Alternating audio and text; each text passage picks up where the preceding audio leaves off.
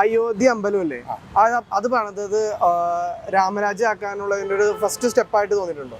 Yes, അത് തോന്നിയിട്ടുണ്ട്. നമുക്കെല്ലാം അറിയാവുന്ന കാര്യം അത്രേ ഉള്ളൂ. കാരണം ഇവര് അമ്പലത്തിൽ പൂജാരിയാണ് ശരിക്കും അതിന്റെ കർമ്മങ്ങൾ ചെയ്യേണ്ടത്.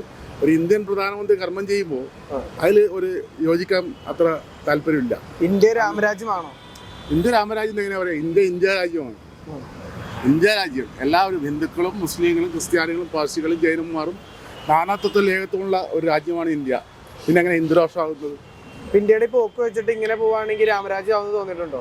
ഒരിക്കലും എനിക്ക് തോന്നുന്നില്ല. അത് എന്നെ നൂറ്റാണ്ടുകൾ കഴിഞ്ഞാലും അങ്ങനെ ഉണ്ടാവാൻ സാധ്യതയില്ല. കാരണം ഇവിടെ ഒരു മഹാഭൂരിപക്ഷം ഹിന്ദുക്കൾ അങ്ങനെ ഇല്ല.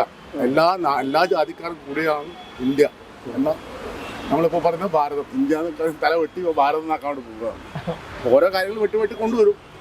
മറ്റേ നാട്ടിൽ ഒരു അരാജകത്വം സൃഷ്ടിക്കുന്നതിലാണ് നാട്ടിൻ്റെ ഗുണത്തിന് വേണ്ടിയിട്ട് ആവുമെന്ന് എനിക്ക് തോന്നുന്നില്ല.